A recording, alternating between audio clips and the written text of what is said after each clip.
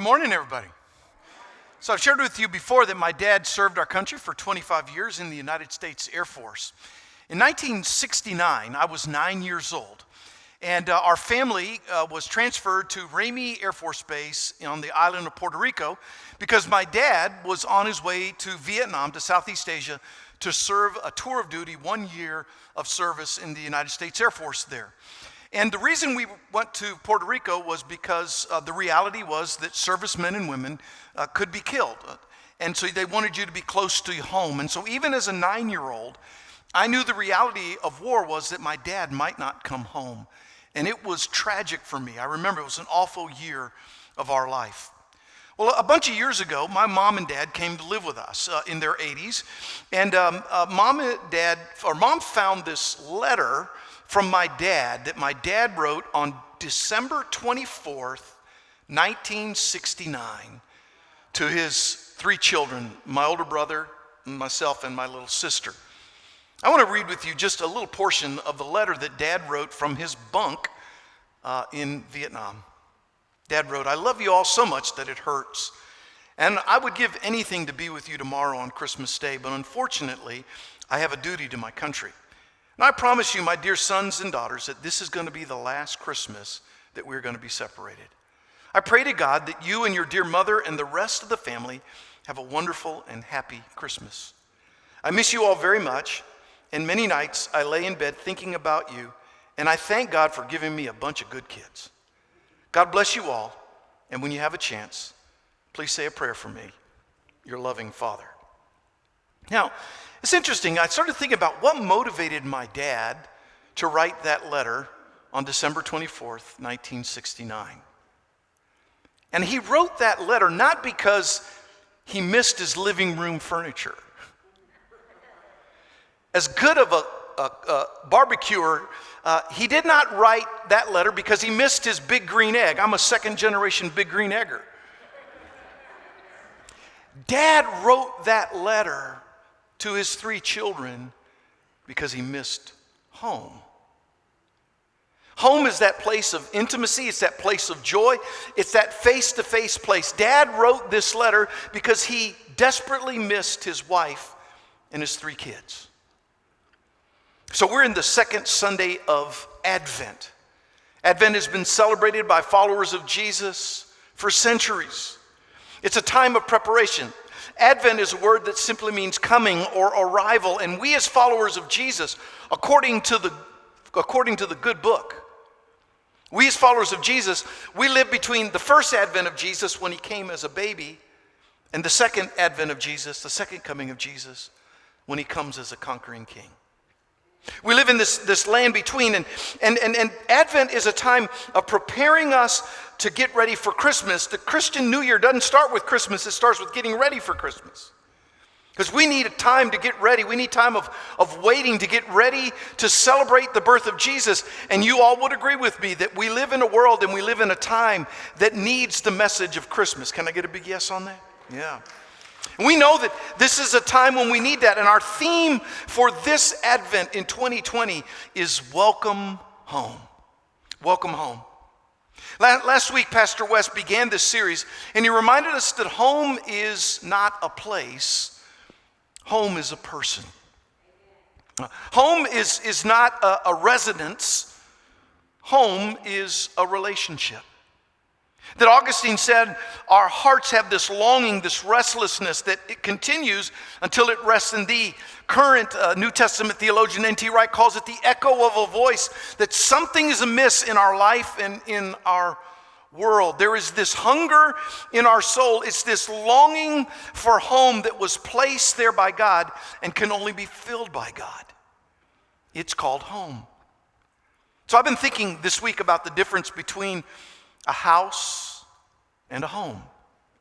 A house is bricks and mortar, it's wood, it's plaster, it's paint, it's wallpaper. It's a physical structure made up of some common living areas where we live together and some private areas where we can have some alone time. Now, some homes are huge and some homes are small. I was thinking about the first 2 homes that we lived in, how small they were. The first one, we're newlyweds. Cheryl and I lived on a road called Pleasant. What was it, Cheryl? Pleasure Island Road. Not a bad place for honeymooners, right? Pleasure Island Road. The second place we lived in was so small that you had to go through our bedroom, the only room in the place, to get to the bathroom and the kitchen. Teeny little place. Some places are big, some houses are big, and some houses are small. Some houses are very expensive, and some are not quite so expensive.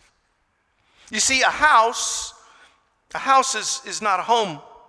A home is different. A home is a place for deep intimacy. It's a place for deep and authentic relationships. A home, you know your home when you are loved and you can give love. Home is a safe place. Therefore, home is not a structure. It can happen under an orange tree. It can happen at a bus stop. It can happen in a coffee shop. It can happen online. And we were made for home. And that Christmas, that December 24th, 1969, when my dad sat on his bunk in Southeast Asia to write a letter, he was longing for home. And so this morning, we're going to look at a story about a man who was longing for home. He's a man that the Bible describes as being a wealthy man. He had a big house, but he was empty and he was alone. He's that wee little man named Zacchaeus. Now look with me on the screen or on your notes if you pulled them up at Luke chapter 19, verses 1 through 10. Jesus entered Jericho and made his way through the town. There was a man there named Zacchaeus. He was the chief tax collector, that'll be important, in the region, and he had become very rich. And he tried to get a good look at Jesus, but he was too short to see over the crowd. So he ran ahead and he climbed a sycamore fig tree beside the road, for Jesus was going to pass that way. And when Jesus came by, he looked up at Zacchaeus and he called him by name. Zacchaeus, he said, "Quick, come down. I must be a guest in your home today." Now, Zacchaeus quickly climbed down and took Jesus to his house in great excitement and joy. But the people were displeased. "He's gone to be the guest of a notorious sinner," they grumbled. And meanwhile, Zacchaeus stood before the Lord and he said, "I will give half of my wealth to the poor. Lord, if I have cheated people on their taxes, I will give them back 4 times as much." Read this last few lines with me. Ready? Go. Jesus responded, "Salvation has come to this home today, for this man has shown himself to be a true son of Abraham. For the Son of Man came to seek and save those who are lost." Now, Jericho was a prosperous city in the first century in Palestine. It was 17 miles from the capital of Jerusalem on the plains of the River Jordan area. Jericho was known for its beautiful gardens, its balsam forest that let out a fragrance that was so beautiful that they said you could smell it for miles. It was known for its gorgeous palm trees. And it also had rose gardens that people would come from around the world. As a matter of fact, it had a nickname in the first century. Sounds like a place pretty close to here. It was called the City of Palms, kind of like Fort Myers. Now, this is where Zacchaeus was from. And Zacchaeus, the Bible tells us, was not just a tax collector. He was a chief tax collector. It meant he was the superintendent who oversaw all of the tax collectors. The tax collector's job was to extort money from their own Jewish people. They were Jews who extorted money from fellow Jews on behalf of the hated Romans who were occupying Palestine at the time. So Zacchaeus was not only hated for being a tax collector, he was a chief tax collector, a superintendent of all of the tax collectors, and he was used by the Romans to extort his own people. Now, ironically, Zacchaeus' name in Hebrew means pure. But Zacchaeus was considered anything but pure according to his own people. According to his own people, Zacchaeus was a thief. According to his own people, his wealth had been obtained by fraud. Thus, Zacchaeus was excluded, according to the Pharisees, excluded from the Jewish religious life. Have you ever had that friend that maybe for a bunch of years you've been inviting to come to church with you, and they give you the same excuse every time? If I show up for church, the church roof is going to cave in. Everybody got a friend like that, right? Now that was Zacchaeus. He was worried that if he showed up, the church roof would cave in. And Zacchaeus, like my father in December of 1969, had this deep longing for home. So this week I was rereading this story that I've read now for more than 40 years. And I noticed three things about Jesus' interaction with Zacchaeus that speaks to our need, our longing for home these 2,000 years later. Here they are, three things. Number one, I matter to Jesus. Say that with me. I matter to Jesus. Look at the beginning of verse 5. When Jesus came by, he looked up at Zacchaeus and he called him by name. Yeah, Zacchaeus, he said. Now, the God of the Bible and the God lived out through the person, the God-man Jesus, is not some distant God. He's not the kind of God, the deistic God, who kind of sets the world in order like a clock and set it on a shelf and walked away from the universe. No, the God of the Bible is the God who's described as the one who made you. He's described as the one who loves you. He's described as the one who wants good things for you. This is the God of the Bible. This is the God that King David described in the Old Testament in Psalm 139 as being the God who shaped and formed and fashioned every one of the 7 billion people on this planet today in their mother's womb. He's the one whom Jesus describes and says that we can call Abba, Father, Papa, the most intimate word between a child and his father. This is the God who's described in scriptures. This is the God who's lived out through the person of Jesus. And this God says to you and to me this morning, you matter to me. You matter to me. So Zacchaeus was lost and lonely. He was a chief tax collector. And he hears out of the mouth of Jesus, the God-man, his name, Zacchaeus. Now think about that. Zacchaeus had heard his name used in vain regularly by his own people. He had heard himself called all kinds of names, but that day, Zacchaeus heard the voice of love. It was the voice of love through the lips of Jesus saying, Zacchaeus, you matter to God. Ernest Hemingway wrote a bunch of small short stories, and one of them is called The Capital of the World. It took place in Spain, where a father and a son in this short story were at odds with one another. The son's name was Paco, and the father had aspirations for the son that the son did not share. The father had things he wanted him to be that the son did not want to be. You see, the son wanted to be a matador. And they got into a big fight one day. And words of hate and anger were spoken from father to son. And Paco left for Madrid in the story. And the father got very repentant and he wanted to reconcile with his boy. He would do anything. And so, knowing his boy was in the capital of Spain, Madrid, seeking to be a matador, he put an ad in the newspaper. And this is what the ad said: Dear Paco, meet me in front of the Madrid newspaper office tomorrow at noon. All is forgiven. I love you. And Ernest Hemingway wrote in his book these words. The next day at noon, in front of the newspaper office, there were 800 Pacos, all seeking forgiveness. You see, all of us, it doesn't matter what your name is, whether it's Zacchaeus or Paco or Wes or George, all of us have this deep longing to hear the voice of love extend to us forgiveness.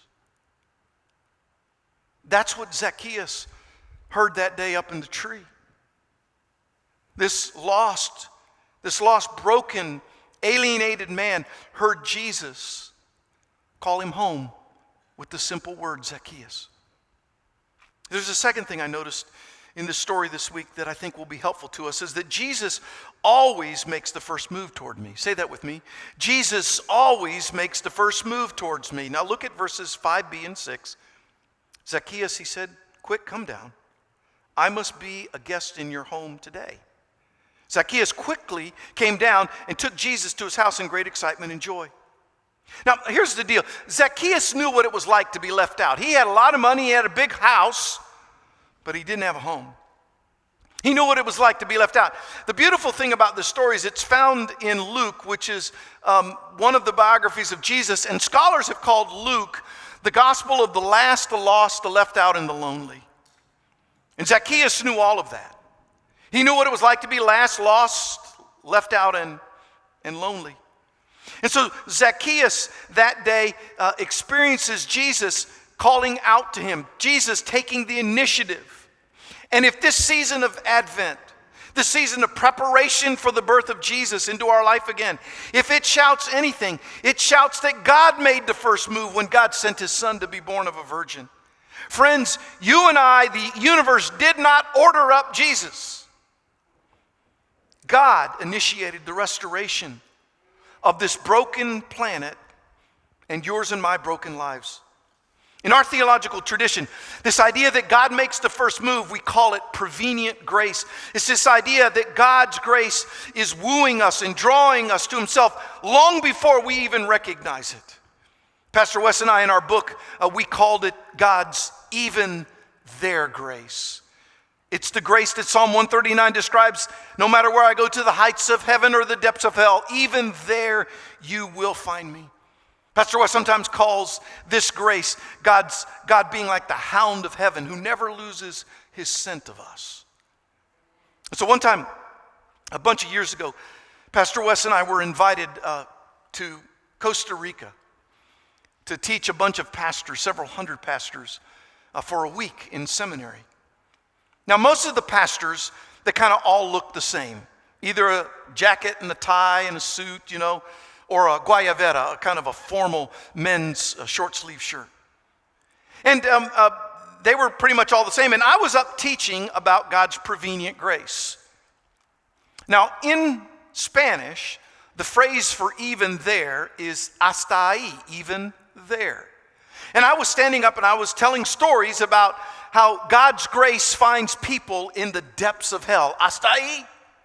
And I told true stories. These aren't made up stories of men and women who call Grace Church their spiritual home. I told them the story of a woman in our church who was a stripper at a very well-known strip club here in town, who had been coming to our Celebrate Recovery ministry and hearing the story of a God who loves her most and best, and about how she fell on the dirty floor of a strip club and gave her life to Jesus. And I said, hasta ahí.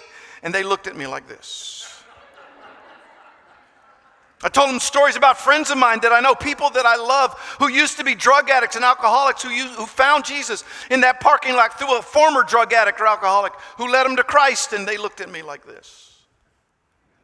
Because in their theology, the Lord's in the temple, but he's not in those unholy places.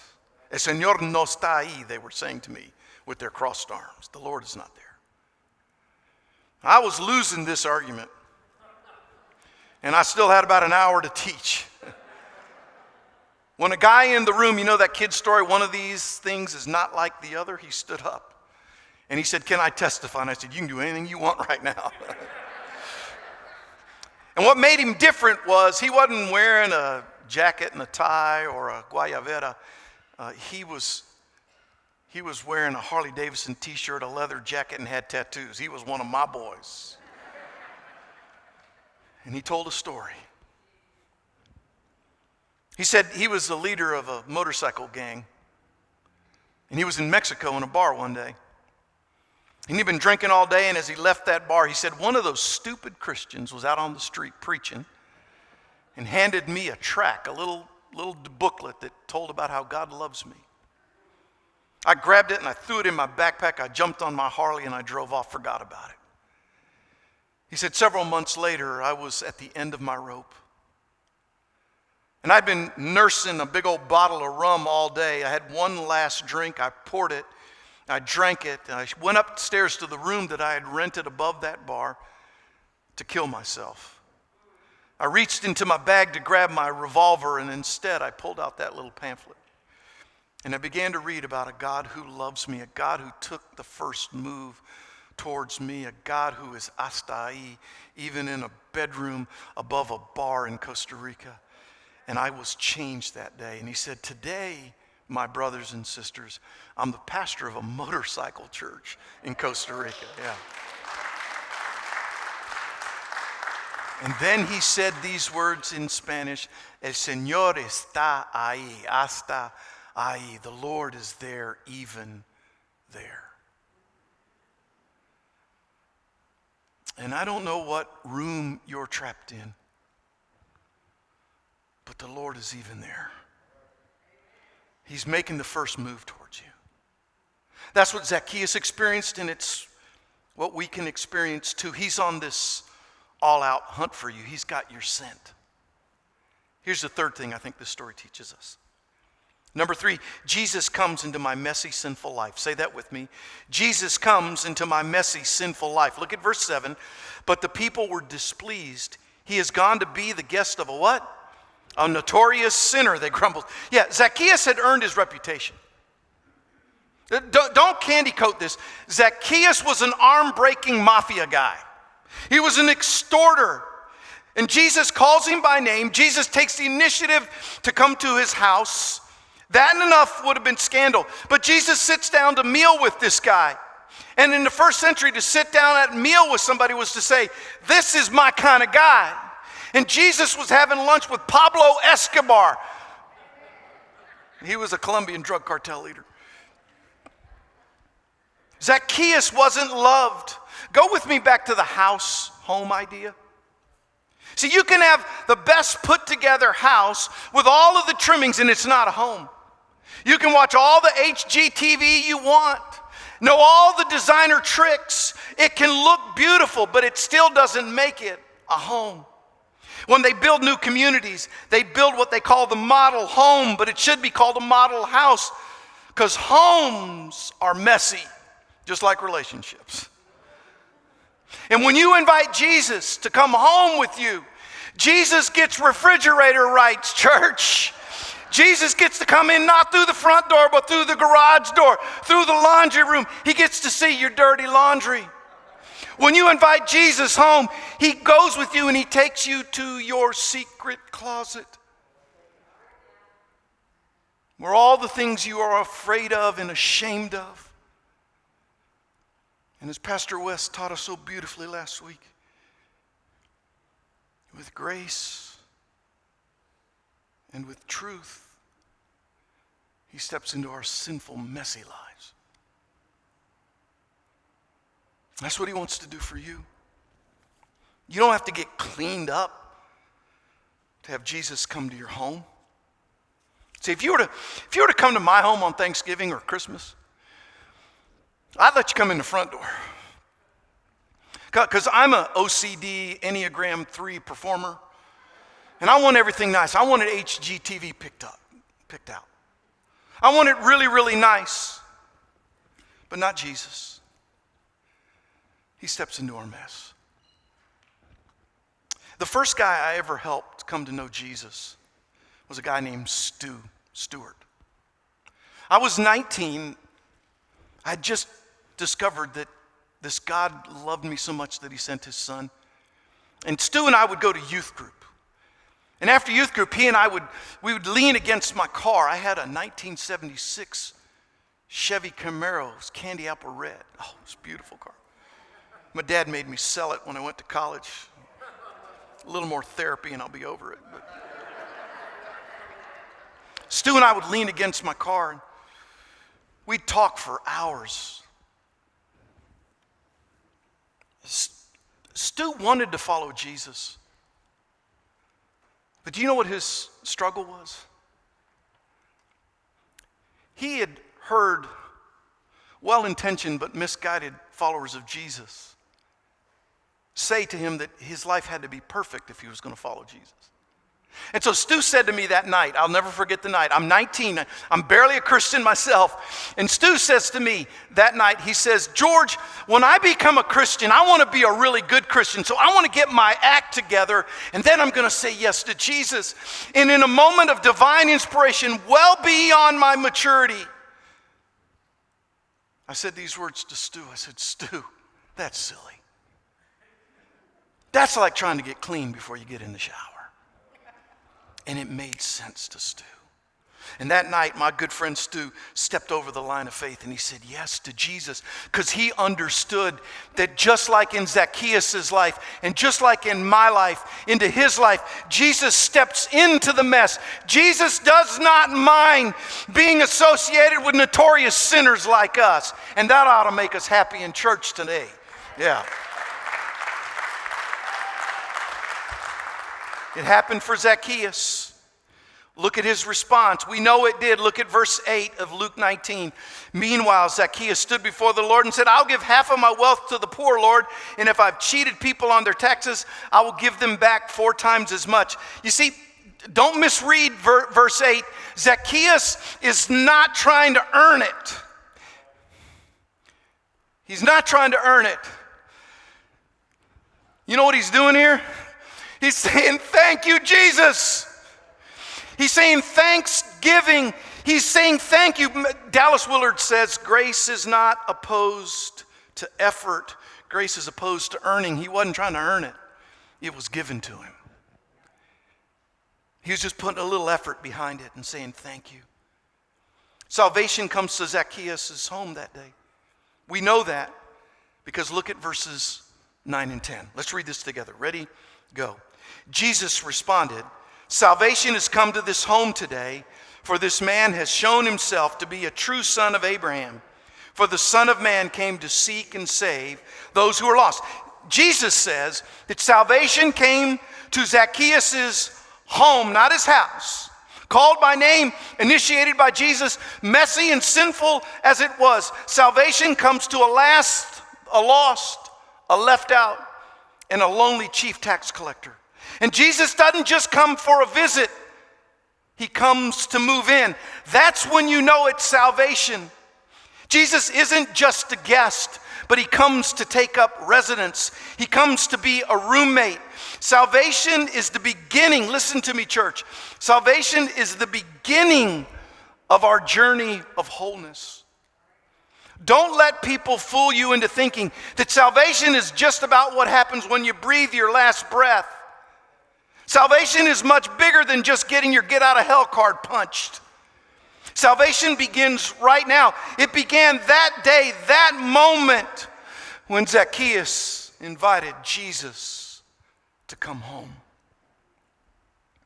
Here's the sermon in a sentence. Jesus doesn't want to just visit my house. He wants to move into my home. Say that with me. Jesus doesn't want to just visit my house. He wants to move into my home. So this week, as only God could orchestrate, I was reading just this little chapter out of one of this old British writer Andrew Murray's books. And in this chapter, he talks about how Jesus, the same Jesus, said 2 things. He said, come to me, but he also said, stay with me, abide with me.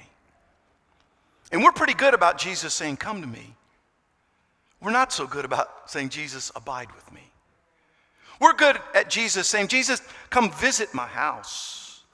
We're not so good at saying, Jesus, come be a guest in my home. And so he writes about it beautifully. It's kind of British writing, and so it doesn't, let me read it to you. It's so good. It was not to refresh you for a few short hours after your conversion with the joy of his love and deliverance, and then to send you forth to wander in sadness and sin. He had destined you to something better than a short-lived blessedness, to be enjoyed only in times of special earnestness and prayer, and then to pass away as you had to return to those duties in which far the greater part of life had to be spent. So he's saying, it's not just saying, hey, just come join me for a little while and then go on with the rest of your life. No, indeed, he, Jesus, had prepared for you an abiding dwelling with himself, where your whole life and every moment of it might be spent, where the work of your daily life might be done, where all the while you might enjoy unbroken communion with himself. Now here it is. It was even this he meant when to that first word, come to me, Jesus added this, abide in me, stay in me. As earnest and faithful, as loving and tender as the compassion that breathed in that blessed come was the grace that added to this no less blessed abide, stay. As mighty as the attraction with which that first word drew you were the bonds with which this second, had you but listened to it, would have kept you. And as great as were the blessings with which that coming was rewarded, check this out, So large, yay! You can hear him say it in a British tone of voice. And much greater were the treasures to which that abiding would have given you access. So band, come on up. And as they make their way, I want to tell you a story about the end of my dad's tour of duty. 1970. I'm now the ripe old age of 10. And my mom announces to us, Daddy's coming home. And so we got all dressed up. I remember we put on our best, Sunday go-to-meeting clothes. I combed my hair, my big brother, my little sister and I, and my mom. And we made our way to Ramey Air Force Base. And there was kind of a waiting room and then a little special area with a long hallway. And it seemed like that hallway was forever. It would for a little 10-year-old boy. And there were just dozens and dozens of GIs wearing their green fatigues, their flight suits. They were all Air Force men. And they were walking by the dozens. And I was looking, trying to catch a glimpse of my daddy. He was home. He was safe. Life was going to be good. And one after the other, they came. No dad. And then my little eyes, my little 10-year-old eyes, caught the shape of this little short man, because my dad's not a tall guy. And I knew the kind of curves of his body. I knew his silhouette. But I mostly knew my dad's walk, his gait. And I thought, is that Dad? Is Daddy finally home? And the closer he got, the more it was apparent that it was my dad. And I ran as fast as my little legs would let me. And I jumped into my father's arms. Because everything was okay now. Because I was with my daddy. Oh, holy child of Bethlehem, descend to us, we pray. Cast out our sin and enter in. Be born in us today. We hear the Christmas angels. The great glad tidings tell. Here it is. Oh, come to us. Abide with us. Our Lord, Emmanuel, God with us. Let's stand. Let's sing that.